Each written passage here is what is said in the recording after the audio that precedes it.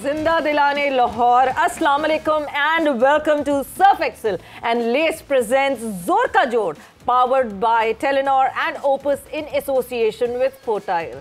आपने एक ज़बरदस्त पैकेज देखा और लाहौर की तो जितनी बात की जाए वो कम है, खानों की बात की जाए तो हिस्ट्री की बात की जाए, it is all full of that. मगर आज बात की जाएगी चैंपियंस ट्रॉफी 2025 की, बिकॉज ग्रुप बी का जो दूसरा मुकाबला खेला जाएगा विद द आर्क राइवल्स, नहीं मैं पाकिस्तान इंडिया की बात नहीं कर रही, वो कल है। आर्क राइवल्स ये भी है जहां ऑस्ट्रेलिया और इंग्लैंड एक दूसरे के मद्दे मुकाबिल होते हैं। सो यस, आज गद्दाफी स्टेडियम में Australia and England would be in action. इस मैच के हवाले से डिस्कशन होगी। साथ ही साथ कल हुआ एक मुकाबला कराची में जहां पे साउथ अफ्रीका और अफगानिस्तान आमने सामने हुए और साउथ अफ्रीका बड़ी थ्रेटनिंग टीम लग रही है एंड दे आर शोइंग कि हाँ जी वो भी कहीं टॉप पे एंड कर सकते हैं। बात होगी उस मैच के हवाले से भी। मैं हूं सवेरा पाशा और मेरे साथ मौजूद है हाफिज मोहम्मद इमरान। और बिल्कुल सवेरा, 29 साल बाद अगर पाकिस्तान में आईसीसी का इवेंट हो रहा है तो ये पाकिस्तान के लिए खुश आइंद है। और आज 29 साल के बाद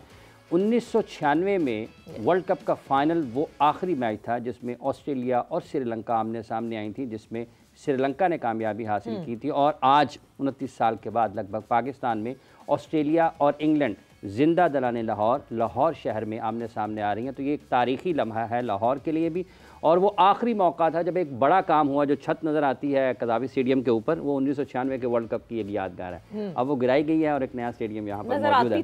नज़र आती थी, अब नहीं आ रही है। तो ये वो चीज़ें जिन पर गुफ्तगू करेंगे। ऑस्ट्रेलिया इंग्लैंड का मैच है। अफगानिस्तान ने कामयाबी हासिल नहीं की है और जनूबी अफ्रीका ने कामयाबी हासिल की। अफगानिस्तान से बहुत सारे लोगों को उम्मीदें थी, क्यों वो अच्छा खेल नहीं पेश कर पाए हैं, इस पर बात करेंगे। हमारे साथ स्टूडियोज में तशरीफ़ फरमाए पाकिस्तान के टेस्ट क्रिकेटर जनाब एजाज़ अहमद साहब। अस्सलाम वालेकुम एजाज़ साहब। वालेकुम अस्सलाम। बहुत बहुत शुक्रिया आपका। साबिक़ कप्तान पाकिस्तान क्रिकेट टीम मोहम्मद यूसुफ साहब भी हमारे साथ। अस्सलाम वालेकुम यूसुफ। वालेकुम अस्सलाम। हाफिज़ जी मुबारक हो।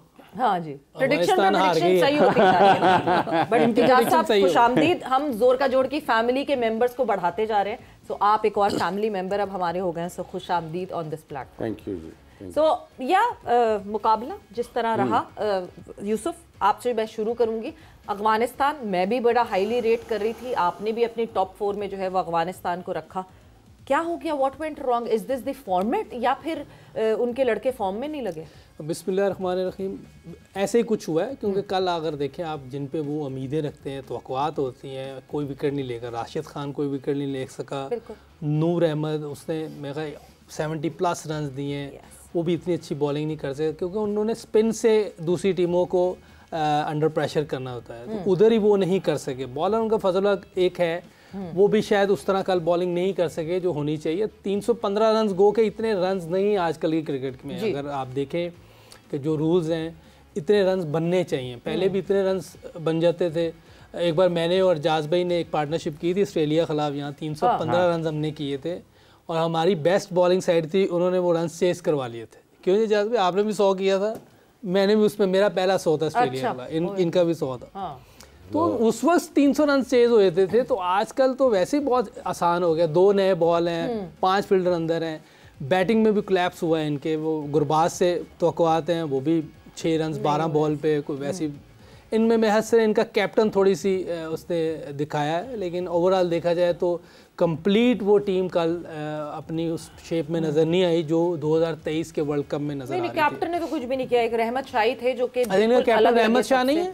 नहीं कैप्टन नहीं है, रहमत शाह जो है शाहिद है। शाहिद, सारे नाम एक जैसे ही हैं।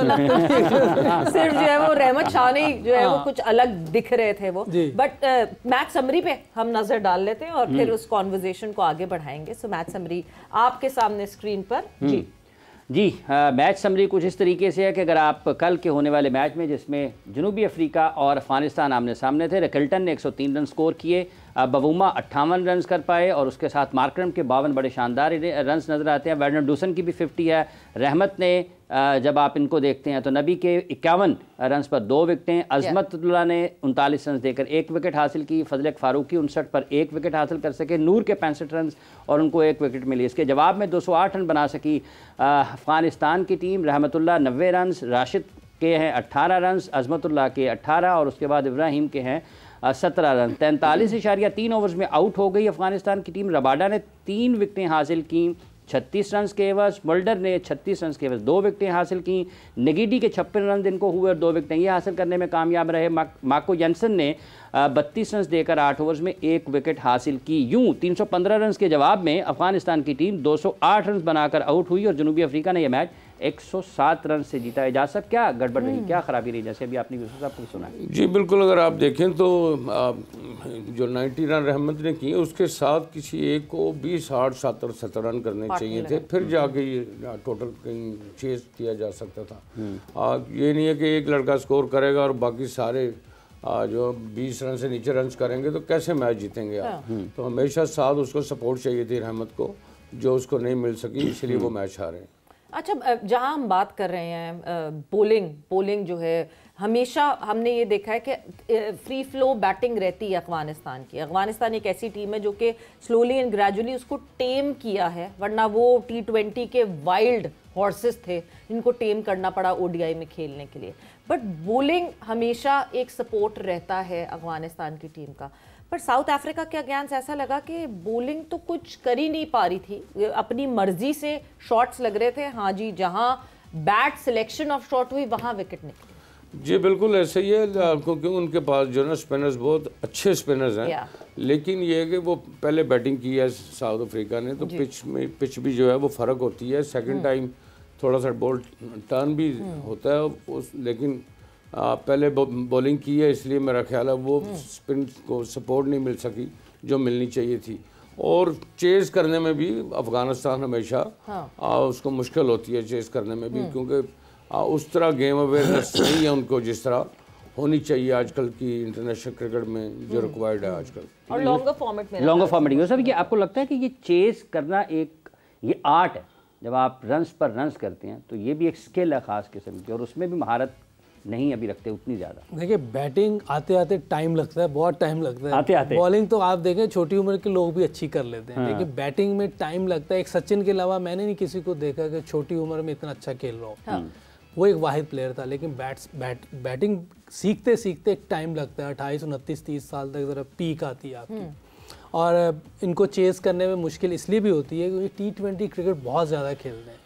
लॉन्गर वर्जन इन्होंने खेली नहीं ज़्यादा, ना टेस्ट खेलते हैं, वनडे बहुत कम है, बायलैटरल सीरीज़ इनको इसलिए प्रॉब्लम होती है। और कल देखें सारे ज़्यादातर आउट उनके फास्ट बॉलर्स ने किए हैं। फास्ट बॉलिंग के ख़िलाफ़ इनकी वो महारत लगता है नहीं है जो स्पिन के अगेंस्ट है, और स्पिन भी वहाँ ज़्यादा स्पिन ना हो रहा हो मेरा ख्याल है। और दूसरी चीज़, इनके बॉलर्स को देखें ना कि इन्होंने बड़ी क्रिकेट नहीं खेली हुई, तो पहली बॉलिंग आ जाए तो थोड़ा मुश्किल होता है। पास्ट में जो प्लेयर गुजरे हुए हैं, शेन वॉर्न, सकलैन मुश्ताक, मुरलीधरन, ये पहली में भी मुश्किल डालते थे क्योंकि एक वर्ल्ड क्लास स्पिनर थे। तो अभी तक ये वर्ल्ड क्लास बनने के लिए आपको टेस्ट क्रिकेट में परफॉर्म करना पड़ेगा। T20 की क्रिकेट और है, वो लीग क्रिकेट और क्रिकेट है। ये असल क्रिकेट है या टेस्ट क्रिकेट असल क्रिकेट है जब प्रेशर होता है। तो प्रेशर में आपने किसी टीम को गिराना है तो उसके लिए आपको स्किल लेवल बहुत हाई स्टैंडर्ड का होना चाहिए। बिल्कुल। बट आपके जवाब की शुरुआत में जो आपने बोला ना, मैं तो मेरा दिमाग वहीं अटक गया था कि 29 और 30 साल में एक बैटर फ्लरिश होता है। ये हमारे 30 साल वाले क्यों नहीं फ्लरिश होकर दे रहे? ये लगता है बाबर आजम इज 30 नाउ। क्यों नहीं वो फ्लरिश हो? मतलब वो जहां से स्टार्ट किया था, देखे बाबर आजम की trajectory should have been very high up till now. जहां से स्टार्ट किया था, he is highly ranked rate. 30 साल के होते होते तो he should have been the most experienced and the most reliable batter of Pakistan, which he is not। तो ये हमारे वाले रिवर्स गियर में क्यों जा रहे हैं? अनफॉर्चुनेट होना नहीं चाहिए ऐसे, क्योंकि ये तो अब आपकी पीक है, इसमें तो आपने अच्छा इसमें एक इसमें शामिल कर लें एक चीज़। आपने कहा कि 30-32 साल तक बैटिंग आती है, तो 35 साल में तो आपने अपनी करियर का आखिरी मैच खेला हुआ है यूसुफ साहब। वो मैंने खेला है, उन्होंने खेलने नहीं दिया था। वो बहुत से लोग थे उसमें। अगर यूसुफ हम देखें पीछे, अगर जो बाबर आजम के साथ हुआ है पाकिस्तान में, क्योंकि वो अप देयर था, सारी दुनिया उसको मान रही थी कि he is a great player, सारे की नॉलेज कर रहे थे, लेकिन आपने उसके साथ क्या किया? आपने उसके ऊपर इतना प्रेशर डाल दिया, इतना ज़्यादा क्रिटिसिज्म उसके ऊपर आया, उसकी कप्तानी के ऊपर। तो अगर उसकी कप्तानी नहीं अच्छी थी तो उसको उतार देते, उसको उसके ऊपर इतना प्रेशर नहीं डालना चाहिए था। अब वो अंडर प्रेशर है, अब इस प्रेशर में से निकलने के लिए डेफिनेटली उसको टाइम लगेगा। आपको लगता है कप्तानी देना गलत थी बाबर को? That was the wrong time? जी, हमने स्टार्ट में मलिक को भी कप्तानी दी थी और वो he did not do well, वो भी टाइमिंग गलत थी। अभी बाबर को देना कप्तानी गलत टाइम था। जी बिल्कुल, क्योंकि अगर आपने उसको कप्तान बनाना था तो किसी एक फॉर्मेट के लिए उसको कप्तान बनाना था। मुझे याद है वसीम अकरम की मुझे कॉल आई थी और उसने मुझे बोला कि उसको कप्तान बनाना चाहिए। मैंने कहा यार बड़ी अच्छी क्रिकेट खेल रहा है वो, बड़ा अच्छा जा रहा है, उसकी परफॉर्मेंस बड़ी ज़बरदस्त जा रही है, तो उसको आप कप्तान ना बनाए, अगर बनाना भी है तो किसी एक फॉर्मेट के लिए बनाइएगा। ये नहीं है कि उसको तीनों कप्तानी दे दी, 2020 की भी, वनडे की भी, टेस्ट मैच की। इतना ज़्यादा प्रेशर बिल्ड कर दिया उसके ऊपर। और उसके बाद फिर जो क्रिटिसिज्म, वो क्रिटिसिज्म जो है वो शान मसूद पे क्यों नहीं आ रहा, वो किसी और प्लेयर पे क्यों नहीं आ रहा, बाबर पे क्यों? क्योंकि वो आपका एक स्टैब्लिश प्लेयर था जिसको सारी दुनिया मान रही थी। आप कह रहे थे जी कोहली के उससे भी अच्छा है, वो मजबूरतन सरफराज को निकालना पड़ा, तो निकालने की वजह से फिर जाहिर सी बात है बाबर को ये जिम्मेदारी दे दी थी कैप्टनसी की। मगर हम पाकिस्तान के ऊपर बात करने आ गए हैं और उसके बाद फिर हम किसी भी टीम को नहीं देखते हैं, इग्नोर कर देते हैं। आज मैच होना, आज मुकाबला होना, it is Australia versus England और बड़ा मजेदार इनका जो है मुकाबला आपस में रहता है। बट राइट नाउ ऑस्ट्रेलिया एक पूरी इंजर्ड टीम है, उनके मेजर प्लेयर्स जो हैं, 4 प्लेयर्स उनके जो है वो इंजर्ड हैं, उसके बाद वो टीम पलट के आ रही है। बट नोइंग ऑस्ट्रेलिया, यूसुफ अभी भी चैलेंज पुटअप तो कर ही सकती है ऑस्ट्रेलिया की जिस तरह की क्वालिटी है। देखिए अगर दोनों टीमों को देखा जाए तो इंग्लैंड इस टाइम ऑन पेपर बहुत स्ट्रॉन्ग टीम है। हार करा रही है इंडिया से, वो कोई मसला नहीं। हाँ। देखिए ऑन पेपर बात हो रही है, हार के आ रही है जी, तो बात की बात है। बड़ी टीमें जो हैं वो आगे देखती हैं, आगे क्या करना, पीछे जो हो गया वो ख़त्म है। ऑस्ट्रेलिया भी हार के हाँ, लेकिन ये देखें कि इनकी टीम में 4-5 बड़े प्लेयर नहीं हैं। इनके अगर देखें तो वो जो है अपना ट्रेविस हेड उस पर बहुत ज़्यादा रिलाई करेगी जी। स्मिथ वो स्टेबिलिटी देगा टीम को जी। और एक इंग्लिश है वो तेज़ खेलता है। इनकी टीम में जाम्पा जो है वो इनको एडवांटेज दे सकता है। लेकिन उधर काफ़ी ऐसे लड़के हैं जो ऑलरेडी सीज़न है, जो काफ़ी अरसे से खेल रहे हैं। उनमें सबसे बढ़ के उनका कैप्टन है बटलर, बहुत डेंजरस प्लेयर है, और साथ जो रूट है वर्ल्ड क्लास प्लेयर है। मेरा ख्याल इस दौर में अभी तक 2-3 प्लेयर हैं जो टॉप के प्लेयर हैं, जिनकी टेक्निक और सारी चीज़ें बहुत ज़बरदस्त। उसमें जो रूट टॉप पे है जी।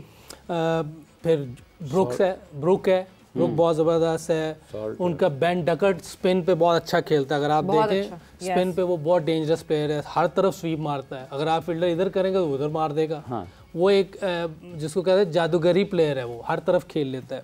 तो इनकी फास्ट बॉलिंग में आर्चर है, एटेंकिंसन बैटिंग भी कर लेता है। तो Rashid world class leg spinner, इसने लंबी क्रिकेट खेली हुई है, ये हर जगह अच्छी बॉलिंग करता है। ये इसकी आप देखें कोहली को इसने कितनी बार आउट किया है, वर्ल्ड क्लास प्लेयर है, जितना इसने उसको आउट किया है ये खेलने नहीं देता, हर दफ़ा आउट किया। इस सीरीज़ में भी 2 दफ़ा आउट कर गया ये इंडिया और इंग्लैंड की सीरीज। तो ओवरऑल अगर ऑन पेपर देखें तो इंग्लैंड स्ट्रॉन्ग टीम है, लेकिन ऑन डे क्योंकि इन दोनों का मैच भी वैसे है जैसे इंडिया पाकिस्तान का होता है, एशेज टाइप बॉल लगती है। तो ऑन डे जो ज़्यादा प्रेशर को हैंडल कर जाएगा उसके चांसेस ज़्यादा है। अच्छा इजाज़ भाई, ये जो अजी हम बात कर रहे हैं इनकी प्लेयर्स ऑस्ट्रेलिया के इतने ज़्यादा निकल गए, लेकिन कोई बहुत ज़्यादा ऐसा लगता नहीं कि यार कुछ गड़बड़ हो गई है। पाकिस्तान में एक ही प्लेयर, अगर शाहीन अफरीदी अनफिट हुए तो नया बॉल कौन करेगा, शोर मच गया। हाँ। साइम अयूब इंजर्ड हुए, ओपन कौन करेगा, शोर मच गया। जी बिल्कुल, क्योंकि पूल ऑफ प्लेयर्स आपके पास नहीं है। लेकिन ऑस्ट्रेलिया की सबसे अच्छी चीज़ ये है कि उनकी डोमेस्टिक क्रिकेट बहुत स्ट्रॉन्ग है, वो क्वालिटी क्रिकेट खेलते हैं। तो कोई भी प्लेयर अगर 1-2 प्लेयर टीम से 3 प्लेयर बाहर हुए तो विद इन 6 मंथ उनकी दोबारा टीम खड़ी हो जाती है। क्यों? डोमेस्टिक क्रिकेट स्ट्रॉन्ग है उनकी। और वो हमें भी सोचना पड़ेगा कि डोमेस्टिक क्रिकेट हमारी जो है ना उस क्वालिटी क्रिकेट होनी चाहिए। और फिर जाके पूल ऑफ प्लेयर्स आपके पास होने चाहिए। सपोज मैं अगर खेल रहा हूँ पाकिस्तान के लिए और मेरे पीछे यूसुफ खड़ा है तो मेरे ऊपर प्रेशर होगा इस चीज का। बेंच स्ट्रेंथ का जितना इम्पैक्ट पड़ता है ना कि एक प्लेयर ऑन हिज टोज रहता है और उसको पता होता है कि बेस्ट परफॉर्मेंस देनी है। खैर वक्त एक ब्रेक का हुआ है और ब्रेक से जब हम वापस आएंगे तो गद्दाफी स्टेडियम में दोनों कैप्टन टॉस के लिए रेडी होंगे। So after the short break.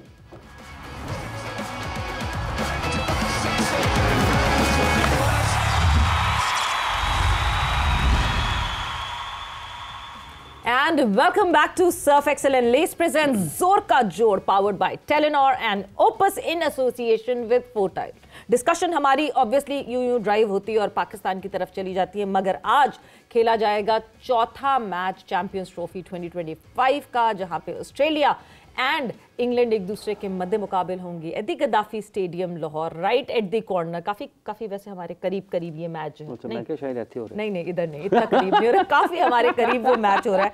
But Australia and England, आपको क्या लगता है कौन सी टीम आज? ऑस्ट्रेलिया जो है वो पूरी इंजरी प्रोन टीम, एक इंजरी प्रोन के इंजर्ड टीम आई हुई है, जो इंजर्ड हो गए वो निकल गए हैं बाहर। इंग्लैंड हार कर आई है मगर टॉप नॉच टीम अभी है, बहुत सारे। जी बिल्कुल ऐसा ही है। मैं समझता हूँ कि इंग्लैंड की टीम जो है वो इस वक्त बेस्ट टीम है उनकी, और पीछे पास में उनकी परफॉर्मेंसेस देखें तो आउटस्टैंडिंग परफॉर्मेंसेस हैं उनकी। तो मैं समझता हूँ कि आज भी जो है वो मैं इंग्लैंड को ही सपोर्ट करूँगा कि वो जो है ना अच्छा खेलेगी आज। ऑल्दो कि ऑस्ट्रेलिया के जो प्लेयर्स हैं वो इंजर्ड भी बीच में हुए हैं, लेकिन स्टिल ऑस्ट्रेलिया की टीम उनकी, जैसे मैंने पहले बात की डोमेस्टिक क्रिकेट की, वो बड़ी स्ट्रॉन्ग क्रिकेट है उनकी डोमेस्टिक, तो उसको अंडर रेट तो नहीं कर सकते आप, लेकिन आप कंपैरिजन अगर करेंगे तो इंग्लैंड की टीम बेहतर टीम है उनसे। अच्छा, टॉस क्योंकि होने वाला है, टॉस की गद्दाफी स्टेडियम में क्या करना चाहिए जो टीम टॉस जीते? मेरा ख्याल बैटिंग करनी चाहिए पहले, क्योंकि फ्रेश पिच होगी, आफ्टरनून का मैच है, वो नहीं है कि सुबह अर्ली मैच है 9:30 तो थोड़ा सा मॉइस्चर होगा, वो वाली चीज़ नहीं होगी। तो हम पहले बैटिंग करके एक अच्छा टारगेट दें और वो प्रेशर डालें ऑस्ट्रेलिया के ऊपर अगर इंग्लैंड टॉस जीती है। जैसे कि जो क्वालिटी डोमेस्टिक क्रिकेट की बात की है इजाज साहब ने, इसमें क्या है, इस क्वालिटी से क्या मुराद है? मतलब हम 1200-1400 रन भी करके देखते हैं। यूसुफ टॉस का नहीं बताएंगे क्या? जल्दी से बता दे। टॉस आ गया, कोई सवाल नहीं, ऑब्वियसली बैटिंग करनी चाहिए। सो ठीक है जी, दोनों captains are right at the centre and ready for the toss. So the news from the center is Australia has won the toss and they've chosen to bowl first. Smith मुझे आज बहुत मोहम्मद रिजवान जैसे लगे, जिन्होंने ड्यू की वजह से bowling choose की है। वक्त एक ब्रेक का हुआ है, ब्रेक पर जा रहे हैं, ब्रेक से वापस आएंगे तो जरा अपने एक्सपर्ट से भी पूछेंगे कि क्या ये सही डिसीजन है कि नहीं।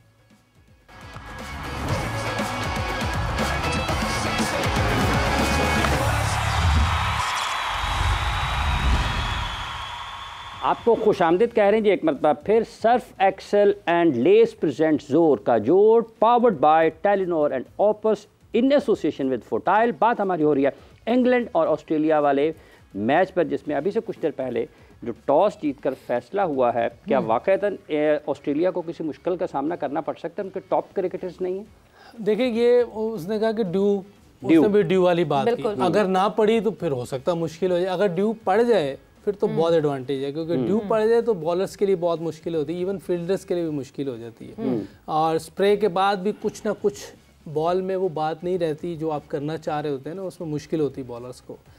लेकिन जो बटलर ने बात की, उसने कहा 50-50 है, वो श्योर नहीं था। उसने कहा था मैं बैटिंग करूंगा, उसने तो गुड टॉस टू लूज हो गया उसके लिए, गुड टॉस टू लूज। लेकिन ये है कि देखते हैं कि स्मिथ कितना इसमें कामयाब होता है। और ये वैसे ऐसी विकेटों पे, ऐसी कंडीशंस में, एशिया जैसी कंडीशन में देखे जिसने भी पहले बैटिंग की है उसको फ़ायदा हुआ है। पाकिस्तान ने अगर बारी दी तो पाकिस्तान हार गया है जी। कल साउथ अफ्रीका ने टॉस जीत के बैटिंग की है, वो जीत गए हैं। इंडिया तो चेस कर गया था, इंडिया चेस कर गया, लेकिन थोड़ा सा उनको मुश्किल हुई है। लेकिन सामने टीम भी इतनी स्ट्रांग नहीं थी।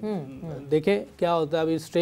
इंडिया और न्यूजीलैंड का जब मैच आएगा वो एक स्ट्रॉन्ग मैच हो सकता है, तो दोनों साइड पे स्पिनर अच्छे हैं। मगर आज मैच हम स्ट्रेंथ की बात कर रहे हैं, हम टीम्स की बात कर रहे हैं, मगर राइवलरी, यस, ऑस्ट्रेलिया और इंग्लैंड की एक ऐसी राइवलरी ज़रूर है कि इवन पाकिस्तान में काफ़ी लोग फोकस कर रहे हैं ये मैच देखने के लिए। वरना एक वो था कि नहीं जी होम टीम नहीं है तो पता नहीं लोग आएंगे कि नहीं आएंगे, but people are coming in numbers. और राइट नाउ हमारे कोरेस्पॉन्डेंट जहांगीर खान मौजूद हैं गद्दाफी स्टेडियम में, उनसे जानते हैं कि क्या हालात हैं, लोग कितने एक्साइटेड हैं इस मैच के लिए। जी जहांगीर।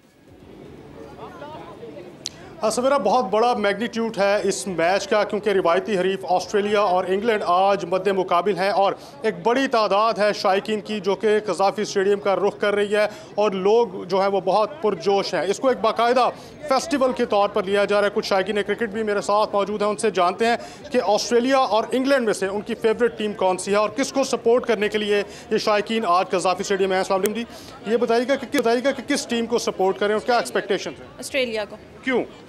स्ट्रॉन्ग टीम है, जीतेगी। और इंग्लैंड की सपोर्ट में नहीं है आप? नहीं, ऑस्ट्रेलिया की। विश क्या करते हैं आप? ऑस्ट्रेलिया जीत अच्छा है, और सबसे अच्छी बात यह है कि हमारे पाकिस्तान में एक इंटरनेशनल टीम्स आई हैं, इतना बड़ा प्लेटफॉर्म एक यूज़ किया जा रहा है हमारे पाकिस्तान को, इस चीज़ की खुशी है। अच्छा, आप किसको सपोर्ट करेंगे, ऑस्ट्रेलिया या इंग्लैंड? दोनों बड़ी टीम्स हैं, एक अच्छा टोटल और एक कंप्लीट मैच देखने को मिलेगा। I am supporting Australia, but Jos Buttler would be the highlight, तो seeing him first time playing live would be a great excitement for me. Thank you. एक और हैं हमारे साथ खातून, से बात करते हैं। आप किसको सपोर्ट करेंगे, इंग्लैंड को या ऑस्ट्रेलिया को? इंग्लैंड। क्यों? आई थिंक कि इन दोनों का जब भी मैच होता है तो एक टक्कर का मैच देखने को मिलता है, बिकॉज दोनों टीम्स बहुत स्ट्रॉन्ग है और इनकी जो इंटरनेशनल लेवल पे जो प्रैक्टिसेस होती हैं वो बहुत ही स्ट्रॉन्ग प्रैक्टिसेस होती हैं। और आज एक कंप्लीट मैच भी हम देखेंगे और उसके साथ देखते हैं कि अब कौन बेस्ट टीम होगी जो जीतेगी। बहुत शुक्रिया। ऑस्ट्रेलिया और इंग्लैंड दोनों के सपोर्टर्स जो हैं वो इस वक्त कज़ाफ़ी स्टेडियम की तरफ आ रहे हैं, बड़ी तादाद है शायकीन की।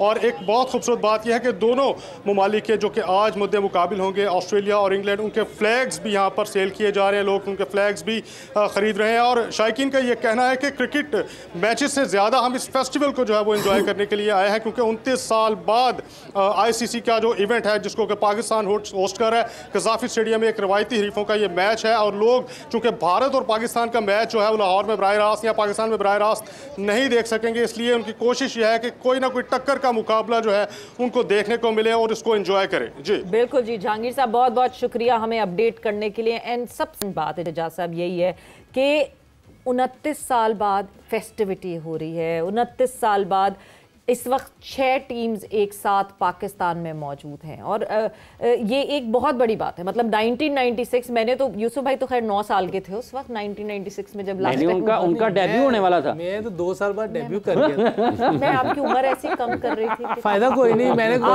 कहा था कि मैं 9 साल का था जब लास्ट टाइम आईसीसी इवेंट हुआ था। सो मतलब वो सारी memories, bringing that back again. अगर कोई 96 की कोई मेमोरी आपके पास है, आपने कोई ऐसा मैच विटनेस किया या अब वो वापस आ रहे हैं लोग, मतलब जो स्कूल स्टूडेंट्स गए थे वो अब अपने बच्चों को लेकर जा रहे हैं स्टेडियम। जी बिल्कुल ऐसा ही है। वो उस वक्त मुझे याद है जो श्रीलंका वर्ल्ड कप जीता था, उसमें पाकिस्तान की जो लोग हैं उन्होंने सपोर्ट किया था श्रीलंका को। और श्रीलंका उस वक्त राणा टुंगा, सिल्वा, सूर्या ये खेलते थे और वो उन्होंने बड़ी आउटस्टैंडिंग परफॉर्मेंस दी थी और वन साइडेड मैच हुआ था वो वाला। तो मेरा ख्याल है अभी जो इतनी टीमें पाकिस्तान में आई हैं इतनी देर बाद इकट्ठी, तो ज़ाहिर है लोगों का इंटरेस्ट जो है वो क्रिकेट में भी बहुत ज़्यादा, जैसे यूरोप में सॉकर को फॉलो किया जाता है इस तरह पाकिस्तान में क्रिकेट को फॉलो किया जाता है। तो आई एम श्योर लोग एक्साइटेड हैं आज और स्टेडियम पैक होगा और उसमें सोल्ड आउट है। आप ये सोचें कि होम टीम नहीं है ये, बट सोल्ड आउट है टिकट्स। There no tickets. मैंने अभी खुद कंफर्म कर लिया कि मैं देख लूं कि टिकट्स अवेलेबल है, कोई टिकट नहीं है। इसमें मुझे लगता है 2 चीजें हैं, एक तो वो मैच देखना चाह रहे हैं, दूसरा स्टेडियम देखना चाह रहे हैं। स्टेडियम की इतनी हाइप है, कहा ना हम इस फेस्टिविटी को एंजॉय करना। वो 6 महीने में जो स्टेडियम तैयार करवाया मौसम भाई ने, उसको भी लोग देखना चाह रहे हैं कि यार 6 महीने में कैसे कोई चीज तैयार हो सकती है। और बड़ी हाइप है इसकी और बड़ा अच्छा लगा है। मैं ओपनिंग पे भी गया था, बहुत अच्छा लग रहा था, ऊपर से हम खड़े थे। तो एक खूबसूरत स्टेडियम फ्लड लाइट्स कितनी अच्छी लग रही, फ्लड लाइट्स भी बहुत अच्छी लग रही, क्योंकि वो इतनी हमारे पास कदीम पुरानी फ्लड लाइट्स थी जो बेचारी बंद हो जाती थी, तो पहले उनका ठंडा होने का इंतजार करते थे कि वो फिर जल सके। अब तो मेरा ख्याल ऐसी एकदम स्टार्ट हो जाए। ये तो LEDs है ना, और ये मूविंग LEDs हैं। तो ये आज एक पाकिस्तान के लिए, पाकिस्तान की आवाम के लिए एक अच्छी चीज़ है। अगर पाकिस्तान का मैच होता तो बहुत ही अच्छा होता, लेकिन चले ये भी 2 टीमें बड़ी हैं, लोग आ रहे हैं देखने के लिए और बड़े शौक से आ रहे हैं, बड़ा जोश है लोगों में। ये सब आपको 96 के वर्ल्ड कप की चूंकि बात हो रही है, कौन सा मैच था जो आपने बड़ा पूरा दिल लगा के देखा हो? आप तो उस वक्त टीवी पे देख रहे होंगे। इंडिया पाकिस्तान का जो क्वार्टर फाइनल था वो देखा, बहुत शौक से देखा, लेकिन बदकिस्मती हार गए। अगर जिस तरह स्टार्ट ही लिया था हम लोगों ने, सईद भाई ने जो बैटिंग की उसमें ज़बरदस्त बैटिंग की और एक टाइम पे तो ये लग रहा था कि 2-4 ओवर पहले ही मैच खत्म हो जाएगा। लेकिन उन्होंने भी लगता है बॉल को कुछ बनाया क्योंकि 280-290 और बॉल जो फिर उसके बाद थोड़ा सा हुआ है, सईद भाई के आउट होने के बाद वो वैसे काम नहीं चल सका। जी सईद के बाद जब आमिर सुहेल का और प्रसाद का जो हुआ था, मैं उस वक्त उसके साथ बैटिंग कर रहा था और वो जिस बॉल पे आउट हुआ था वो 15वें ओवर का लास्ट बॉल था। तो मैं उससे एक बॉल पहले उसने उसको बाउंड्री मारी और उसको कुछ बोला भी, तो मैंने देखा कि आमिर सुहेल थोड़ा सा अपना हेड लूज कर रहा है, तो मैं उसके पास गया, तो मैंने उसे जाके बोला, मैंने कहा देखो आज ये 15वें ओवर का लास्ट बॉल है, इस बॉल को रोक लो और उसके बाद फील्ड खुल जाएगी और हमारे लिए इजी हो जाएगा, स्ट्राइक रोटेट होगी और हम जो है ना इजी पोजीशन में आ जाएंगे। तो एक बॉल है लास्ट बॉल ये 15वें ओवर का, लेकिन उसने वो मेरी बात नहीं सुनी और फिर उसने चलाई, आउट हुआ। तो जाहिर है 2 आउट हुए तो उन्होंने फिर सर्कल नहीं खोला, ऊपर से इंतजाम बैटिंग करने अंदर आ गया, तो सिंगल निकालनी वैसे मुश्किल होगी उस वक्त। तो जो है ना वो प्रेशर बिल्ड होता गया पाकिस्तान टीम पे। लेकिन जो लास्ट 2 ओवर आकिब और वकार ने किए थे जिसमें 43 रन हमें पड़े, हम साइकोलॉजिकली मैच उस वक्त हार चुके थे। जब हम ड्रेसिंग रूम में आए तो बिल्कुल ऐसी सिचुएशंस थी कि जैसे हम मैच हार गए। पहले जब फील्डिंग कर रहे थे तो हमारी प्लानिंग यही थी कि 240 करेंगे या 250 करेंगे तो हम चेस कर लेंगे, और सडनली 2 ओवरों में 43 रन हो गए। तो जडेजा ने वो किए थे और 289 जो करना पड़ गया, एक ओवर भी कम हो गया। साइकोलॉजिकल मैच हम वो 43 रन पढ़ने से ही हार गए थे। मतलब ड्रेसिंग रूम की सिचुएशन ऐसी। आप जब अभी ये बात कर रहे हैं ना 29 साल पुरानी, और अभी मुझे लग रहा है एग्जैक्टली मैं एक सेम बात सुन रही हूँ जो अभी हमारे साथ न्यूजीलैंड के खिलाफ हुआ। एग्जैक्टली रिजवान ने यही कहा कि हमें 270 था कि 270 होंगे, वो आखिर में रन पड़ गए और ये हो गया। हम न्यूजीलैंड के अगेंस्ट भी मैच उन्हीं आखिरी अपनी बॉलिंग के 10 ओवर में हार चुके थे कि जब हम बैटिंग करने आए तो वी वर लाइक हम पहले ही इतने रन खा चुके। नहीं, ऐसा होना नहीं चाहिए, क्योंकि टीमें एंड पे आखिरी ओवर जो होते हैं उसमें स्कोर होते हैं, लेकिन वो जो सिचुएशन थी क्वार्टर फाइनल वाली, एक प्रेशर मैच था, इंडिया से मैच था, और जो क्राउड का बिहेवियर था वो टोटली ऑपोजिट था। यू नो, हम अगर छक्का या चौका मारते हैं तो पिन साइलेंट था ग्राउंड के अंदर, कोई आवाज़ नहीं आती थी, और वो एक सिंगल करते तो ऐसा लगता था पूरा स्टेडियम हमारे ऊपर गिर जाएगा। मीन्स कि आपने अगर हल्का सा क्लैप किया तो साइड वाले एम्प्लॉय से जो है आपको लोग देखते थे इस तरह। टोटली वन साइडेड क्राउड ने बिहेव किया था वहाँ पे। वो भी एक जो है सेटबैक था पाकिस्तान के लिए कि इतना वन साइडेड ये बिहेव कर रहे हैं, क्योंकि जब इंडिया की टीम लाहौर आती है तो हमारा क्राउड जो है वो दोनों टीमों को सपोर्ट कर रहा होता है। वो आप छक्के मार रहे थे तो आपके लिए सपोर्ट कर रहे थे सिर्फ। इसमें एक चीज़ देखें कि जो अभी मैं सईद भाई अली बैटिंग थी और 280-90 के बाद जो उन्होंने स्टार्ट लिया था, इस तरह का स्टार्ट न्यूजीलैंड के खिलाफ नहीं हुआ, क्योंकि बैटिंग आपको जिस तरह की करनी, इतने प्रेशर गेम में जिस तरह वो खेल रहे थे, और मैं कमेंट्री सुन रहा था जो इयन चैपल के कमेंट्स थे, वो मेरे ख्याल किसी भी पाकिस्तानी के लिए प्राउड मोमेंट होनी चाहिए कि जिस तरह सईद भाई खेल रहे थे, क्या प्लेयर थे। 10 ओवर में 84 रन हुए थे, और खिंचे हुए बॉल को, मैं किसी भी बॉल को उन्होंने छोड़ा नहीं। मुझे नहीं लगता कि पाकिस्तान ने ऐसा ओपनर कोई प्रोड्यूस किया था। Saeed Anwar was like the ultimate opener for Pakistan, best of the best. हाँ, नो डाउट अबाउट इट। मतलब जिस तरह, मगर वही एक बात आ गई ना कि आपने बॉलिंग में कंसीड कर लिया है, तो आपने वो जो 10 ओवर हैं शुरू के पावर प्ले, आप उसमें उसको बैलेंस आउट करें। अगर बैलेंस आउट हमारी तरफ से हो नहीं रहा है। हाँ, अभी मैंने कहा उसमें तो कर गए थे वो 80 रन कर गए थे, गेम जो इजी कर दी थी, लेकिन वो बात का पोटेंशियल है, अब कर सकते हैं। इमाम भी अडप हो गए हैं, 11 में खेलते हुए दिखेंगे। सईद भाई जो थे ना, वो एक दुनिया में कम ही प्लेयर आए हैं, डिफरेंट ही ब्रीड। तो अभी तो पाकिस्तान की बात हो रही है, लेकिन ये है कि इमाम ने रन्स किए हुए हैं। इमाम ने 900 है, उसके 50 के करीब एवरेज है। मेरा ख्याल है उसको भी हमने जो पास्ट में पीछे रखा है, वनडेज में भी नहीं लिया, थोड़ी सी ज्यादती उसके साथ की। अब प्रेशर होगा उस पर, अल्लाह करे वो प्रेशर में अच्छा खेले। ऐसा नहीं हो सकता कि हर कोई इजाज़ भाई नहीं होता, जब भी ड्रॉप करते थे वापस 100 कर देते थे। तो ये तो स्कोर करके भी ड्रॉप हो जाते थे। जब मैं टीम में आ गया उस टाइम एक कंटिन्यू खेलते थे, उससे पहले जब भी ये ड्रॉप होते थे, ये जो 100 करते थे फिर आई होप इमाम भी इतने ही गुस्से में हो ड्रॉप होने के लिए कि इमाम जब आए वापस तो वो कहें कि ठीक है। और वो खास हो एक इशारा उनका हमेशा होता है जब वो सेंचुरी कर लेते हैं कुछ तो वो यूं हमेशा करते हैं। इमाम का एक खास इशारा है। बट या वक्त हुआ है ब्रेक का, ब्रेक पर जा रहे हैं। ब्रेक से वापस आएंगे तो कॉन्वर्सेशन को आगे बढ़ाएंगे।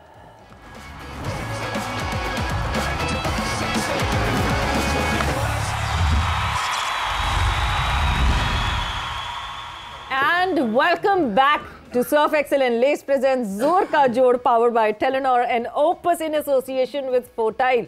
So yes, डिस्कशन हमारी जो है वो इंग्लैंड और ऑस्ट्रेलिया के मैच के हवाले से हो रही है. The match has already started now और ऑस्ट्रेलिया ने टॉस जीता था. टॉस जीत के जो है वो बॉलिंग का फैसला किया था ड्यू को जहन में रखते हुए. क्या प्लेइंग 11 है, कौन से प्लेयर्स आज आपको इन दोनों टीम से इन एक्शन दिखने वाले हैं, प्लेइंग 11 पे नज़र डाल लेते हैं. बिकॉज येस, ऑस्ट्रेलिया जो कि बहुत सारे इंजर्ड प्लेयर्स को घर छोड़ कर आई है एंड येस लेकर आई है एक अलग डिफरेंट टीम. कुछ लोग उसमें कमी पेशी दिखेगी. सो अगर प्लेइंग 11 पे हम नज़र डालें तो ये प्लेइंग 11 आपके सामने स्क्रीन पर. प्लेइंग 11 आपके सामने स्क्रीन पर, और उस स्क्रीन पर जहां पर आप देख रहे हैं इस वक्त उन खिलाड़ियों में शामिल हैं ऑस्ट्रेलिया के जो खिलाड़ी, उसमें ट्रेविस हेड है, Matthew Short, Steven Smith, Labuschagne, Josh Inglis, Alex Carey, Maxwell, ठीक है जी. उसके बाद बेन डॉरेल्स हैं, नेथन एलिस हैं, एडम जैम्पा हैं, स्पेंसर जॉनसन. ये अभी स्पेंसर जॉनसन खेले भी थे पाकिस्तान और ऑस्ट्रेलिया की जब सीरीज़ हो रही थी. तो क्या चीज़ें आपके यूसुफ साहब इस प्लेइंग 11 में नज़र आती हैं? कहाँ पर ऑस्ट्रेलिया के लिए कुछ एक चैलेंज होगा कि इंग्लैंड को रोकने के लिए रन्स करने से, या फिर बैटिंग जब वो कर रहे होंगे? देखिए, स्पेंसर जॉनसन कम ही क्रिकेट खेला हुआ. मेरा ख्याल T20 मैचेस शायद पाकिस्तान के खिलाफ खेला था. कोई आइडिया नहीं है इसका, लेकिन लग रहा है कि थोड़ा सा बॉल उसका शेप से अंदर आ रहा है. हो सकता है चौथा ओडीआई खेलेंगे. हाँ, चौथा ओडीआई खेल रहा है. नेथन एलिस को इन्होंने ऑन एंड ऑफ क्रिकेट खिलाई हुई है. ठीक है. जब पाकिस्तान टेस्ट सीरीज वो जीत के गए थे तो उस वक्त उनके सारे मेन बॉलर चले गए. तो नेथन एलिस और कोई और एक दो फास्ट बॉलर थे उनके जो शायद इसमें हों, तो वो अपने नए बॉलर्स को मौका देते रहते थे. लेकिन जो बाहर हुए हैं उनके लेवल का एक भी नहीं है इनमें. लेकिन बाद में इन्होंने खेलना है. बैटिंग में इनके है ऐसी, ट्रेविस हेड बहुत ही डेंजरस प्लेयर है. वो किसी भी टाइम किसी भी टीम को फेंटी लगा सकता है. वो बहुत है. स्मिथ बेस्ट प्लेयर है दुनिया का. अगर टेस्ट में उसकी परफॉर्मेंस देखें तो अनबिलीवेबल है. लबोशेन बड़ा करेक्ट प्लेयर है, लेकिन वैसे ये परफॉर्म नहीं कर पा रहा जैसे इसकी गेम है. जितना अल्लाह ने टैलेंट दिया हुआ इसको, इस तरह की ये बैटिंग नहीं कर पा रहा. मैक्सवेल डिपेंड करता है उस दिन कंडीशंस. हाँ, उस पे आप डिपेंड नहीं कर सकते. वो चल गया तो चल गया है. वो ऐसा, मगर अगर वो चल गया तो सिंगल हैंडेडली जिता देगा. वो ऐसा है. हाँ. लेकिन ये जोश इंग्लिश और एलेक्स कैरे दोनों अच्छे प्लेयर हैं जी. ये बेन जो बड़ा मुश्किल सा नाम है इसका, बेन डॉरेश, इसको हमने देखा नहीं हुआ कि ये पहला मैच है इसका शायद. हाँ, इसको हमने पहले देखा नहीं है. शायद ये श्रीलंका खिलाफ खेला हो, उधर शायद हो सकता है. तो बैटिंग में इनके, मैं बताऊं, बैटिंग में ऐसी चीज़ें हैं कि ये किसी भी टीम को रगड़ा दे सकती हैं, फेंटी लगा सकती हैं. लेकिन अब वो कितनी फेंटी लगा सकते हैं कि अगली टीम को कितने पे ये रिस्ट्रिक्ट करते हैं, वो देखने वाली बात है. सब कहीं ऐसा तो नहीं कि ये जो एक उन्होंने एंड ब्रेक थोड़ी सी जरा यहाँ पे लगाएंगे, बिकॉज अपडेट हम साथ साथ देते जा रहे हैं. So Phil Salt has gone back to the pavilion और फिल सॉल्ट जो है वो आउट हो गए हैं. और जिस तरह शुरुआत मिल गई है ऑस्ट्रेलिया को, जो शुरुआत चाहिए, and what a beautiful catch that is. मतलब व्हाट एन अमेजिंग कैच. हम कब जिंदगी में इस तरह की फील्डिंग देखेंगे जाज साहब? जी बिल्कुल. कैचेस विन मैचेस जो है ना, हमारी फील्डिंग जो है, ये एक फील्डर जो है ना पूरी टीम की फील्डिंग को लिफ्ट कर सकता है. बिल्कुल. हमारे दौर में मुझे याद है, मैं फील्डिंग करता था. हाँ. तो मैं पूरी टीम की फील्डिंग को उठा के रखता था. कहीं जहाँ पे पार्टनरशिप लगी, हाँ. तो उसी वक्त मैं सबसे बात करना शुरू कर देता था कि भाई अब टाइम है, बोलो, अब सपोर्ट चाहिए बॉलर्स को, क्योंकि इस वक्त पार्टनरशिप लगी हुई है. तो आजकल के दौर में जैसी आजकल की क्रिकेट है, अब तो फील्डिंग जो है वो बड़ी ज़रूरी है. अच्छी फील्डिंग नहीं करेंगे तो आप मैचेस नहीं जीतेंगे. लास्ट मैच अगर आप देखें तो इंडिया बांग्लादेश का 5वीं विकेट गिरी थी, उसमें 70-80 रन पड़े हुए थे. केएल का कैच ड्रॉप हुआ, उसका कैच ड्रॉप हुआ, और उसके बाद अगर वो कैच होता तो कुछ भी डिसीजन जो कुछ और होता. वो पार्टनरशिप भी जो इतनी लंबी जो चली थी बांग्लादेश की भी, उसमें भी जो है रोहित शर्मा ने कैच ड्रॉप किया था, तो वो इतनी लंबी पार्टनरशिप आपको बांग्लादेश की तरफ से दिख गई थी. बट मुझे लगता है यूसुफ ने कहा ना कि ये डुआर्शेस को तो अभी हमने देखा ही नहीं, जानती नहीं, बड़ा पर्सनल ले लिया उसने. फिर उन्होंने आउट उन्होंने किया, कैरी ने कैच लिया. ये बॉलर है जी जी. अच्छा, ये स्पेंसर बॉलिंग ऑलराउंडर. अच्छा, इसका देखिए थोड़ा सा बॉल अंदर है, हमने देखा नहीं है. अच्छा, आजकल मुझे ये समझ आती, थोड़ा सा बॉल स्विंग हो जाए, थोड़ा सा टर्न हो जाए, बैटिंग उनकी बिल्कुल खत्म हुई थी। अभी ये अगर सीधी विकेट होती जहाँ कुछ भी ना होता तो फिल सॉल्ट ने उनकी नमक बना देना था। बिल्कुल ये नमक कूट देना था। तो ये थोड़ा सा स्विंग, थोड़ा सा स्पिन समझ से बाहर है। किसी भी टीम को हो जाए उसको मुश्किल पड़ जाती है। ये बहुत ही अनफॉर्चुनेट है। जो क्रिकेट की क्वालिटी है नीचे आई है। एक्चुअली ये बॉलिंग का नहीं है। देखिए कैच कहाँ पे हुआ, वो मैडॉन के ऊपर कैच हुआ, उसने वो शॉट गलत मारा ना। अब बॉलिंग का कमाल नहीं है इसमें, बैट्समैन की गलती है ये वाली, बैट्समैन की गलती है। अच्छा, ये जो टॉस वाला फैसला हुआ, कहीं लगता है आपको कि चूंकि उनके तजर्बाकार बॉलर्स नहीं हैं तो बॉलिंग उस लिहाज से थोड़ी सी कमज़ोर हुई, तो उन्होंने कहा कि चेज़ करने की तरफ जाएंगे तो हो सकता है बैटिंग चूंकि स्टेबल है ज़्यादा तो उसके ऊपर इन्हिसार कर लेते हैं। नहीं देखिए, अगर आप बात अभी जैसे स्मिथ ने बात की कि जी हम स्विंग पे हम कर रहे हैं, बैंक कर रहे हैं उस पर, तो वो तो अंडर लाइट्स ज़्यादा स्विंग होगा बॉल, ठीक है ना। अगर हल्की सी ड्यू पड़ती है तो मुश्किल हो जाती है बैट्समैन के लिए खेलना, बॉल स्किड करता है, नीचे रहता है। हाँ, अगर ज्यादा ड्यू पड़ गई है तो बॉलर्स के लिए मुश्किल हो जाता है, लेकिन अगर कम ड्यू पड़ी है तो वो बॉलर्स की फेवर में जाती है चीज़। तो इसलिए हमें, मेरा ख्याल है कि ये डिसीजन उसने नहीं ठीक किया, उसको सेकंड करनी चाहिए थी। ऑल्दो वो उनको एक विकेट मिल गई है, लेकिन अभी पूरा मैच बाकी है। बिल्कुल, मतलब आप जब स्ट्रेंथ की हम बात ही कर रहे हैं ऑस्ट्रेलिया की, कि ऑस्ट्रेलिया के जो बॉलर्स हैं बेसिकली तो वो ज़्यादा इंजर्ड हुए हैं ना। बैटिंग आपको दिख रही है, अभी भी आपको स्मिथ दिखते हैं मिक्स में, हेड दिखते हैं, लबुशेन है। सो क्या पहले बैटिंग करके बड़ा टोटल सेट करके ये थॉट प्रोसेस ज़्यादा बेहतर नहीं था? अरे मेरा तो ख्याल यही था कि ये अगर अच्छी बैटिंग करके 350 रन करते उनको और प्रेशर में डालते इंग्लैंड को और अंडर लाइट्स थोड़ा सा बॉल स्विंग होता। अभी भी देखे इतना सा बॉल ज़रूर अंदर आया उसका जो इधर लगा है। अगर ये स्विंग ना होता तो वो सीधी हिट लग सकती थी। शॉट उसने जहाँ खेली थी वहाँ नहीं गई। तो थोड़ा सा अभी भी हल्का हल्का नया बॉल है, 2 नए बॉल होते हैं तो थोड़ा सा सीम लग जाती है और इनको आता है बॉल अंदर लाना। स्पेंसर भी अंदर ला रहा था थोड़ा सा बॉल, उस पर भी वो बीट हुआ है क्योंकि बैट इनके सबके बाहर से आते हैं, ज़्यादा अंदर से आते हैं। T20 है ना, सब मिड विकेट की तरफ खेल रहे होते हैं, तो इनका बैटिंग का जो बैट जो आ रहा था ना यूं आ रहा होता, तो उसमें थोड़ा सा विकेट दे देते हैं जब थोड़ा बहुत स्विंग अंदर की तरफ आ रहा हो। तो ये हुआ है, थोड़ा सा स्विंग हुआ था जो उसको मुश्किल हुई है। तो मेरा ख्याल है कि अगर ऑस्ट्रेलिया टारगेट अच्छा करके उनको आगे देती तो मेरा ख्याल इंग्लैंड के लिए ज़्यादा मुश्किल होती। लेकिन देखें अभी मैच तो शुरू हुआ है, अभी भी 2 ओवर में 17 रन उन्होंने कर दिए हैं, वो रुक नहीं रहे हैं। विकेट में रन तो हैं। ये जो कैच हुआ है एजाज साहब, फिजिकल फिटनेस, इसमें आपकी रिफ्लेक्सेस जो हैं कि किन किन चीज़ों का आपके ख्याल में ऐसी फील्डिंग के लिए क्रिकेटर को ज़रूरत होती है? जी बिल्कुल, फिटनेस जो है ये बहुत ज़रूरी है। इससे आपकी फील्डिंग भी अच्छी होगी। आप 50 ओवर कंटिन्यूसली फिटनेस अच्छी होगी तो 50 ओवर जान मारेंगे आप। मुझे याद है जब मैंने क्रिकेट छोड़ी थी तो आखिरी 2 साल मैं पहले 15-20 ओवर जान मारता था फील्डिंग में, फिर 10 ओवर के लिए मैं थोड़ा सा टेक इट ईजी में बाउंड्री पे चला जाता था, पीछे चला जाता था, फिर लास्ट 15 ओवर में फिर मैं दोबारा जान मारता था। जब आप फिटनेस में लैग करते हैं तो फिर फील्डिंग आप अच्छी नहीं कर सकते। और दूसरा, फील्डिंग अगर आप फिट हैं तो आप इनिंग्स भी लंबी खेलेंगे, आपका कॉन्फिडेंस भी ऊपर होगा, आपका आपका कॉन्फिडेंस यहाँ पे होगा ऊपर। तो fitness is the key in sport. Fitness is definitely the key. और यूसुफ, मतलब हमें अब कोई 3-4 साल हो गए हैं ये बात बार बार कहते हुए कि हमारे फिटनेस इश्यूज हैं, मुसलसल हैं, किसी में कुछ है, किसी में कुछ है। जो हम फिटनेस टेस्ट लेते हैं वो ज़रूरी नहीं है कि वो जी जो पास कर रहा है वो भाई ज़बरदस्त और फलाना।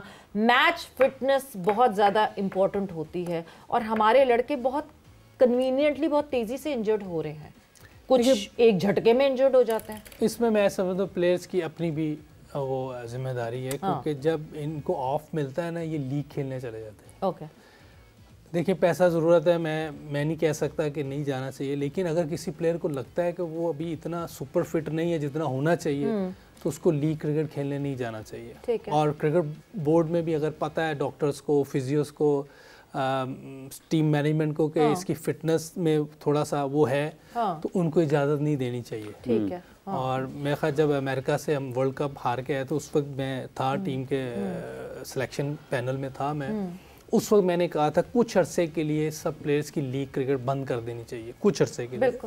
और ये इन्हीं का फ़ायदा और पाकिस्तान का। देखिए पाकिस्तान ऑलरेडी बहुत पैसा दे रहा है, लेकिन ठीक है आजकल सब खेल रहे हैं, लेकिन हमें ज़रूरत है थोड़ी रेस्ट की जी। फ़खर जमान देखें, ऑब्वियसली ये एक जिस तरह वो गिरा था ये अब उस वक्त नहीं हुई, ये पहले की इंजरी होगी, नॉर्मल गिरा था, कोई ऐसा कोई झटका नहीं लगा। अगर लीगें नहीं खेलनी चाहिए थी, अगर पाकिस्तान से खेलना था, वाकई हमें पाकिस्तान से वो है तो हमें लीग क्रिकेट छोड़ देनी चाहिए थी कुछ अरसे के लिए। आप रिटायरमेंट का इंतजार करते और फिर जाके लीग क्रिकेट खेल लेते। अभी पाकिस्तान के लिए आपके पास जो 2-3 साल बचे हुए हैं वो पाकिस्तान के लिए खेलें।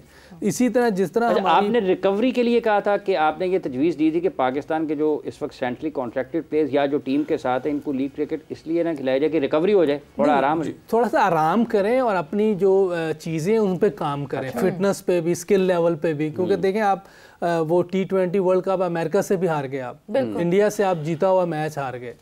तो ये सारी चीज़ें आप देखें कि कोई ना कोई वजह है तो हो रहा है ना, थोड़ा सा आप अपने आप को टाइम दें। और दूसरी बात ये है कि हम सारी जगह अपने बॉलर मेन खिला रहे हैं। हमारे पास खुर्रम शहजाद इतना ज़बरदस्त बॉलर है टेस्ट क्रिकेट का, जो टेस्ट में अच्छी बॉलिंग कर रहा होता है, वनडे क्रिकेट में भी अच्छी बॉलिंग कर रहा है।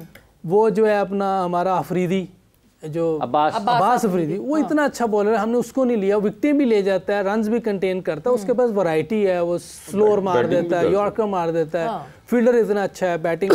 फिर अभी फील्डिंग की बात हो रही है, इस टीम में जितना अच्छा फील्डर नियाजी है कोई भी नहीं है।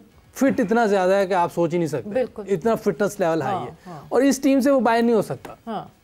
कि जिस तरह की हमारी टीम है, बैटिंग साइड है, उसको तो टीम में होना चाहिए था। बिल्कुल। तो हमने खुद ही काफ़ी चीज़ें खुद ही बेहतर नहीं की। अपने ही घर से, वो कहते हैं ना, अपने ही घर को जो है खुद गिरा दिया हमने, क्योंकि हमने 9 ODIs खेले थे, वो इसीलिए खेले थे कि हम चैंपियंस ट्रॉफी की प्रिपरेशन करें। बट यूसुफ, एक आपने बात कही कि लीग्स पे रोकने की, अभी कुछ टाइम पहले एक बड़ी डिबेट शुरू हुई थी जब शाहीन शाह अफरीदी शायद T20 ब्लास्ट के लिए जा रहे थे, इंग्लैंड जा रहे थे, और उस वक्त पाकिस्तान क्रिकेट बोर्ड ने एक चीज़ वो कही कि नहीं जी, हम वर्कलोड मैनेज कर रहे हैं। वो एक तो रिस्ट बैंड है जिससे हम वर्कलोड मैनेज करते हैं, वो नेट्स पे कितना खेल रहा है, वो बॉलिंग कितनी कर रहा है, उससे पता चल। बट इसके अलावा क्या travelling fatigue, staying somewhere different तरीके की फटीग, क्या वो सारी चीज़ें एडअप नहीं होती? वो भी है। और देखिए दूसरा, आप सिर्फ 4 ओवर कर रहे हैं और 20 ओवर की बैटिंग कर रहे हैं, उसमें कितनी बॉलिंग खेल लेंगे, कितना अपने आप को अप्लाई करेंगे। जब तक आप फर्स्ट क्लास खेलते ना, फर्स्ट क्लास हो रही थी यहाँ, उसमें आप अपने जो फिजियो है टीम के, वो इनको मॉनिटर करते रहते हैं कि भाई आप इतनी बॉलिंग कर लें, इतनी रेस्ट कर लें। रेस्ट से बहुत फ़ायदा होता है। आप जब रेस्ट करके आते हैं ना, अभी हारिस रऊफ को आप जब रेस्ट दे के अंदर लाएंगे ना, वो बहुत ज़बरदस्त बॉलिंग करेगा, उसको आप देख लीजिएगा। अभी पहले मैच में जब वो इंजर्ड हुआ है, उसमें कितनी अच्छी बॉलिंग कर रहा था, 23 रन उसने 6 ओवर्स में दी। अब उसको इंजरी हुई है क्योंकि ऑलरेडी खेलता हुआ आ रहा है कहीं से। आप इतनी ज़्यादा क्रिकेट खेलेंगे और 4 ओवर की क्रिकेट खेलेंगे तो आप उस तरह के प्लेयर नहीं बन सकते। आप ऑस्ट्रेलिया और इंडिया के आप बॉलर्स देखें जो टेस्ट क्रिकेट खेलते हैं, लीग क्रिकेट इतनी ज़्यादा नहीं खेलते, कि IPL खेलते हैं, अपना ही खेलते हैं, अपना खेलते हैं। ऑस्ट्रेलिया वाले भी देखें, वो कहीं और नहीं खेलने जाते। आप मैंने नहीं देखा पैट कमिंस कहीं और खेल रहा है, जो स्टार्क है वो कहीं और IPL बस ये है। तो आप उनकी बॉलिंग देखें ना, फिटनेस देखें, वो कर रहे होते हैं। हमें देखें, हमें इन चीज़ों को थोड़ी देर कंट्रोल करना पड़ेगा और अपने बेंच स्ट्रेंथ को चेक करना पड़ेगा। ये दो नाम लिए मैंने, ये दोनों बड़े अच्छे क्रिकेटर हैं। आपको वो मोहम्मद अली है, उसको आप उस पर काम करें। और फास्ट बॉलर, पाकिस्तान में फास्ट बॉलर्स की कमी नहीं होती, ये कुदरती तौर पर फास्ट बॉलर नेचुरली। तो आप इनको जब जो बायलैटरल सीरीज होती है, इनको रेस्ट दें, आप अपने बेंच स्ट्रेंथ खिलाएं। देखिए ना, अभी भी तो C टीम में ऑस्ट्रेलिया से हम हार गए, बिल्कुल C टीम थी, तीनों मैच आप हार गए, आपने पूरी टीम खिलाई हुई थी। भाई तो नए लड़के खिला लो। इसी तरह आपने साउथ अफ्रीका में 2020 सीरीज 3 मैच हार गए उनकी C टीम से, उसमें भी पूरी टीम खेल रही है। नहीं, क्यों आपको याद नहीं, हम इंग्लैंड गए, कोविड हो गया पूरी टीम को उनकी, उन्होंने 24 घंटे में एक नई टीम लाके खड़ी की, हम उससे भी हार गए थे। तो हम तो वहां तक पहुंच ही नहीं पा रहे। पर आप नए लड़के खिला लें, उनकी कंडीशंस डिफरेंट है वहाँ पे, जो है ना वो बॉल स्विंग और सीम होता है, जो हम लैग करते हैं, हम फ्लैट पिचेस के ऊपर खेलते हैं। जैसा हमारे घर में भी आके इनकी बच्ची टीमों ने हमें नहीं हराया क्या? जी बिल्कुल हराया, लेकिन मैं सिर्फ बात ये कर रहा हूँ कि हम, ये कितनी बुरी बात है कि हमें घर में आगे हुए हरा जाए। हमने तो अपने करियर में कभी ये चीज़ तो नहीं देखी थी कभी, तो कोई भी टीम पाकिस्तान आए और हमें हरा के चले जाए। अब तो जो भी टीम आती है, बांग्लादेश आई है, वेस्ट इंडीज़ आई है, ऑस्ट्रेलिया, जो भी टीम आती है, इंग्लैंड, जो भी टीम आती है, हमें हरा के चले जाती है यहाँ पे। ये मेरे लिए लम्हा फिक्री है कि यहाँ पे अभी जो यूसुफ बात कर रहा था, अभी मेरा ख्याल PCB ने 2 इजाज़त दी है कि 1 साल में आप सिर्फ 2 लीग खेलने के लिए जा सकते हैं। अब रिस्ट्रिक्शंस थोड़ी सी लगाई हैं और मेरा ख्याल है इससे फ़र्क पड़ेगा। और दूसरी बात, जो हमने लास्ट क्रिकेट एकेडमी, जो हमारी एकेडमीज लगती थी पाकिस्तान में, वो लास्ट हमने कब लगाई, वो मुझे याद है 2016-2017 में हमने लगाई थी। 8-9 साल हो गए जहाँ पे 4 महीने उस गर्मी के अंदर एक प्रोसेस से सारे 40 से 50 लड़के गुजरते थे। अब आपके पास इतने हाई परफॉर्मेंस सेंटर्स हैं, सियालकोट में बन गया, मुल्तान में, कराची में, लाहौर में है। अब तो आप कम से कम 200 से ज़्यादा लड़कों का पूल जो है वो उसको उस प्रोसेस से गुजार सकते हैं आप। 4 महीने रगड़ा खाने के बाद जब आप सितंबर में घर जाते हैं, 15 दिन के लिए घर गए और उसके बाद सीजन स्टार्ट हुआ, तो पूरे फ्लो के साथ, फिटनेस के साथ आप डोमेस्टिक क्रिकेट में जाते हैं। हमारे यहाँ पे तो मेरा ख्याल 8-9 साल से अकेडमी नहीं लगी। हाँ, तो फिर अब देखे ना, ये मेंटोर्स हैं, सियालकोट हाई परफॉर्मेंस सेंटर है, शुएब मलिक को संभालना चाहिए वहाँ पे, वो मेंटोर हैं, उनको देखना चाहिए, उनके निगरानी के अंडर जो है वो कैंप लगना चाहिए। जो जैसे सकलैन है, अगर वो इधर नदन देख रहे हैं तो वहाँ पे उनको देखना चाहिए। अब इन मेंटोर्स का कोई तो काम हो ना। बिल्कुल, मैं यही बात कर रहा हूँ ना कि अकेडमी। लेकिन एक और भी है बस मेरा, अगर कोई मेंटोर कहता है कि मैं कराची में दस्तयाब हूँ, लाहौर नहीं हूँ, सियालकोट नहीं हूँ, तो वहाँ पर लगा दें, सहूलत ही देनी है। बच्चे क्या करेंगे? जो जहाँ का है उसको वही होना चाहिए ना। वो कहते हैं ना, नौकरी की थे नखरा नहीं। पाकिस्तान के लिए इस टाइम ना, पाकिस्तान के लिए जो हमने जो अचीव किया हुआ है वो हमने वापस करना है। जो हम तो कर रहे हैं वापस, हमने किया भी है, प्लेयर्स भी प्रोड्यूस किए हमने। लेकिन जिस तरह आपने मेंटोर की बात की है, तो डेफिनेटली हमारी एकेडमीज लगेंगी तो वहाँ पे उनका फ़ायदा उठाएं ना उनसे। बिल्कुल बिल्कुल वो फ़ायदा। अच्छा, ये यूसुफ साहब, जैसे भी ये पाकिस्तान टीम के डोमेस्टिक स्ट्रक्चर की और अकेडमीज की बात कर रहे हैं एजाज साहब, इसमें भी आपके ख्याल में क्या, क्यों हम एक बनी बनाई चीज़, फिर हम कहते हैं पता नहीं हमारे साथ हो गया, बनी बनाई चीज़ हम खुद से क्यों बिगाड़ देते हैं? एक सिस्टम चल रहा है, उसको उखाड़ दिया, उसकी जगह पर ये समझिए सबसे पहले किस टाइम पे वो जो स्ट्रक्चर था फर्स्ट क्लास का, एक डिपार्टमेंट क्रिकेट होती थी, वो ख़त्म होती थी तो वो रीजनल शुरू हो जाते थे। ये कब ख़त्म हुई है? 18 में हुआ था, 2018 में।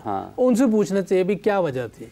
वो तो सबको पता है वजह क्या, वजह तो सबको पता है। It was orders from the patron of chief.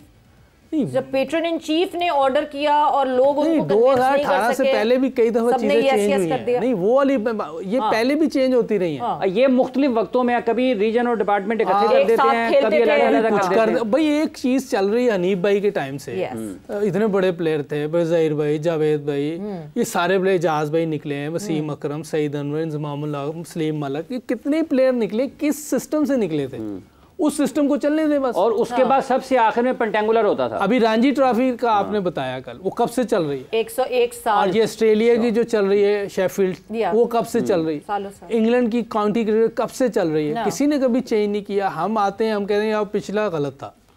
नहीं, पिछली गलत नहीं था। आपने जब तक आपकी क्लब क्रिकेट जो है, हम लोग कहाँ से निकले, स्कूल क्रिकेट से या क्लब क्रिकेट से, ठीक है ना? उसी वक्त हमने डिसीजन करना है कि मैंने स्पोर्ट्समैन क्रिकेट खेलनी है या डॉक्टर बनना है या इंजीनियर बनना है। वो टाइम है जो, और हमारे जो स्कूल्स हैं वो घरों में शिफ्ट हो गए, ग्राउंड्स ख़त्म हो गई हैं, क्लब क्रिकेट वैसे हमारी ख़त्म हो गई है। तो यहाँ से प्लेयर्स निकलते थे हमारे, जब क्लब्स के मैचेस होते थे तो पूरे कांटेदार मैच होते थे। उस वक्त सारे प्लेयर जो है अपनी अपनी क्लब से खेलते थे। PNT की टीम देखे ना, उसमें 8-9 टेस्ट क्रिकेटर खेलते थे उसमें। नहीं, sadly it's not just cricket. Sorry जाज साहब, आपकी बात में कट करी क्योंकि हमने ब्रेक पर भी जाना है। It's not just cricket, it is, हम रिवर्स गियर हैं सारे स्पोर्ट्स में। हमने कहाँ कौन कौन सी ग्लोरीज देखी हैं, ये सब स्कूल से ही निकले थे। हॉकी खेलने वाले भी जो थे वो स्कूल से ही खेलना शुरू कर देते थे। स्क्वॉश खेलने वाले भी जो हैं वो छोटी सी एज से खेलना शुरू कर देते। बट हम तो एक रिवर्स गियर पे हैं। इतनी ग्लोरीज देखने के बाद वापस एक सेटबैक, जाहिर सी बात है उस पर पॉन्डर करना चाहिए। क्या स्पोर्ट्स मिनिस्ट्री तब्दील होनी चाहिए? स्पोर्ट्स मिनिस्ट्री जो कि IPC मिनिस्ट्री के अंडर है, क्या उसमें जो चेंजेस होनी चाहिए? वक्त एक ब्रेक का हुआ है, ब्रेक पर जा रहे हैं, ब्रेक से वापस आते हैं, कॉन्वर्सेशन को आगे बढ़ाएंगे।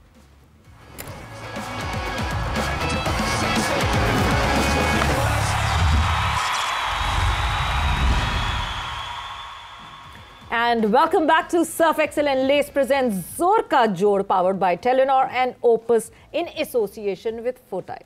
So discussion, obviously, drive हम पाकिस्तान की तरफ हो जाते हैं. It is England versus Australia right now happening at Gaddafi Stadium.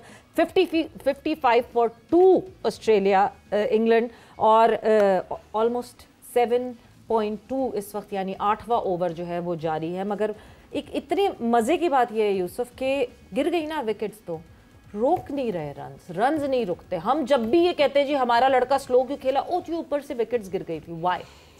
देखिए उनका ये प्लानिंग ही ये है कि हमने अटैक करना है. हाँ. उनका जो कोच है ना ये मैकुलम, उसकी अपनी गेम भी यही थी. अगर आप उससे वैसे मिलेंगे भी ना जी जी, उसमें भी वो अग्रेसिव चीज़ें उसकी नज़र आएंगी. तो ये तो उन्होंने टेस्ट क्रिकेट में भी डाला हुआ है. तो ये तो फिर बेसबॉल वनडे क्रिकेट है.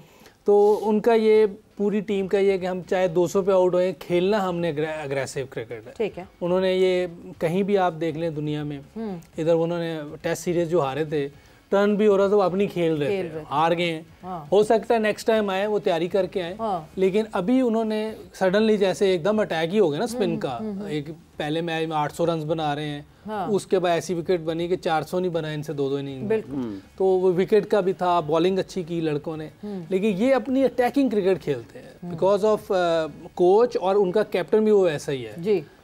जो उसका बेन स्टोक. हाँ. तो इनका ये एक ओवरऑल एक बन गया हुआ है जो इन्होंने मेरे ख्याल सबको उधर इंग्लैंड में सबको पता है, मीडिया को भी पता है, क्रिकेट बोर्ड को भी पता है कि ये क्रिकेट खेलनी है, हाई रिस्क क्रिकेट खेलनी है. तो फिर इसलिए इन पे कुछ ज़्यादा प्रेशर भी नहीं आता इस चीज़ का कि आप लोग क्या खेल रहे हो, क्योंकि इसमें इन्होंने कामयाबी भी हासिल की है बहुत सी जगहों पे, टेस्ट क्रिकेट में भी, वनडेज में भी.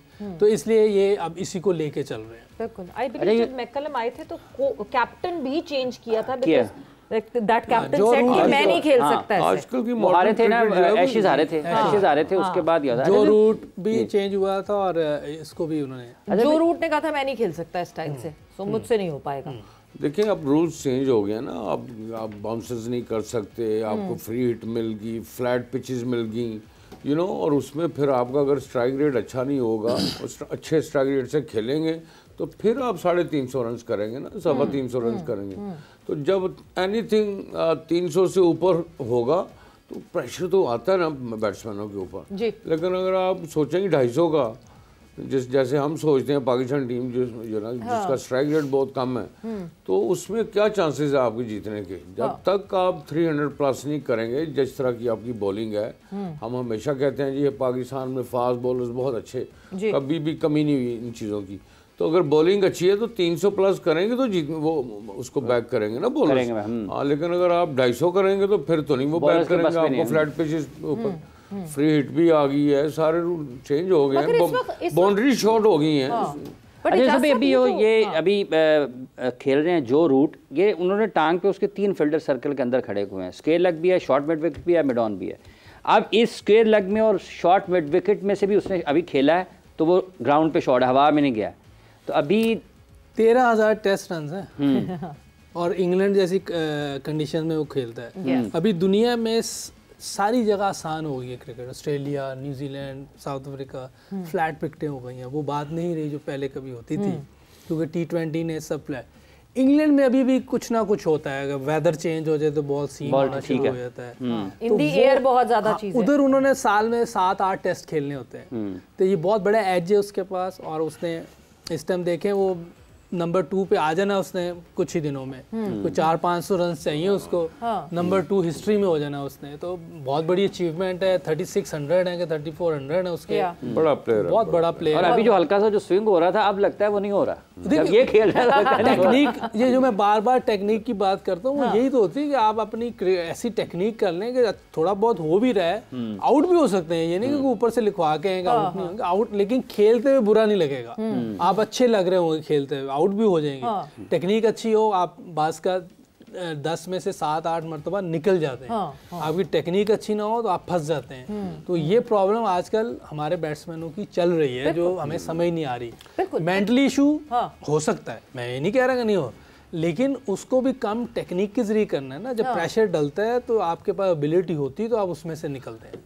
एबिलिटी बहुत जरूरी है, इसलिए ये मैं बात कर रहा हूँ ना कि आपको जब तक आप अकेडमीज नहीं लगाएंगे, अगर मेंटल इशू है तो वो सेटल होंगे ना वहाँ पे, उनके काम होगा। हाँ यू नो वहाँ पे आपका सबसे पहले तो देखिए आपको प्रॉब्लम रियलाइज करनी है ना एजाज साहब। जब तक आप एक प्रॉब्लम रियलाइज नहीं करेंगे, उस प्रॉब्लम को सही कैसे करेंगे? मतलब हमारे, मुझे ऐसा लगता है कि हमारे लड़के सीम्स टू बी परफेक्ट, उनको लगता है वो परफेक्ट है, उनमें कोई कमी पेशी नहीं। 2023 के वर्ल्ड कप में इंडिया पहली दफा जाती है, टीम जाते हैं, ठीक है, स्पोर्ट्स साइकोलॉजिस्ट नहीं है, मगर मैक्स बाबरी टीम के साथ जाते हैं, एक लड़का उनसे सेशन नहीं लेता, जबकि सजेस्ट किया जाता है एक बैटर को कि वो सेशन ले, शायद इंडिया के में खेलने के प्रेशर की वजह से आप नहीं परफॉर्म कर पाते। शायद उनको जरूरत नहीं है, लेकिन हमें जरूरत है। हाँ हमें जरूरत है, हमें सेशन हम दोनों को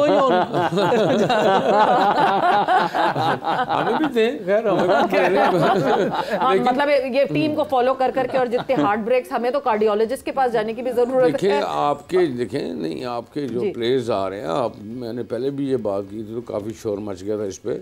आपकी सिंध की टीम बनती है तो उसके अंदर जो है वो 8 से 9 पठान होते हैं टीम के अंदर, ठीक है ना। अब वो रिमोट एरिया से जो प्लेयर्स आते हैं उनको एजुकेट करने की ज़रूरत है। मैं जूनियर क्रिकेट के साथ काम कर चुका हूँ, ये जितने प्लेयर्स हैं जो खेल रहे हैं मेरे हाथ से निकले हुए हैं ये प्लेयर्स सारे।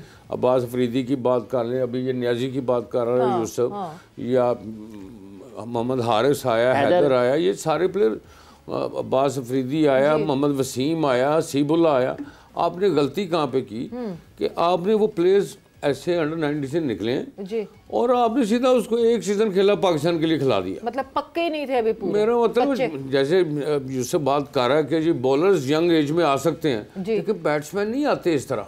दे has to go through the process. उनको कम से कम 3 से 4 साल डोमेस्टिक क्रिकेट खेलनी पड़ेगी, सेंचुरियाँ करनी पड़ेंगी, डबल सेंचुरियाँ करनी पड़ेंगी, उसके बाद जाके उनको जो है ना आर्ट आएगा बैटिंग करने का।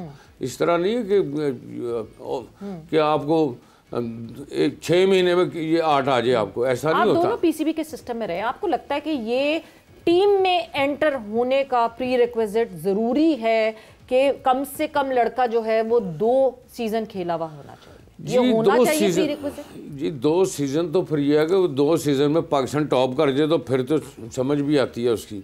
लेकिन अब कम से कम आपको 4 साल जरूर उस प्रोसेस से गुजरना चाहिए। और वंस यू डिसाइड कि ये प्लेयर जो है अब इसको लाना है तो फिर उसको लाना है, फिर उसको आपने बाहर नहीं करना, फिर उसको फुल एंड देना आपने, उससे प्रेशर रिलीज करना आपने। ब्रायन लारा जब आया था तो उसने क्या किया, ब्रायन लारा आता था तो हम कहते थे जी इसको तो आराम से ले जाएंगे। पहले 2-3-4 सीरीज में वो ऐसे ही आउट होता था, लेकिन उन्होंने बाहर नहीं निकाला उसको। लेकिन जब चलना शुरू हुआ तो फिर रिकॉर्ड तोड़ दिया, ठीक है ना। तो हमें सबसे पहले ये डिसाइड करना है हमने किस प्लेयर को लेके आना है, और जब लेके आना है तो उसको एक प्रोसेस से गुजार के लेके आए कि उसको उसके लिए नई चीज़ें ना हो, ठीक है ना। अब अगर आप हमारी जूनियर क्रिकेट देखें या ग्रॉस रूट पे देखें, किसी की कंसंट्रेशन उस तरफ नहीं है। वो मेरा मतलब अंडर 19 के जो टूर्स हैं, हम टोटल 10 मैच खेलते हैं, सारी टीमें जो है 30-32 हमारी तो नजर ही नहीं आती अंडर 19। ग्रॉस रूट पे आपकी कोच नहीं है, खिलाड़ी भी नहीं, कोच भी नहीं है। मैंने अंडर 19 जब जाजबे किए तो मुझे दी थी, तो मैंने उनसे यही कहा था कि वर्ल्ड कप आ रहा है साउथ अफ्रीका में। उस टाइम तो बिल्कुल ही मुझे उस टाइम दिया जब एशिया कप जाना था नवंबर में। उसके बाद मैंने कहा अगर ये वर्ल्ड कप ख़त्म होता है तो हमारा प्लान करें, कोई एक इंग्लैंड में दें हमें टूर, हाँ, और एक ऑस्ट्रेलिया में दें।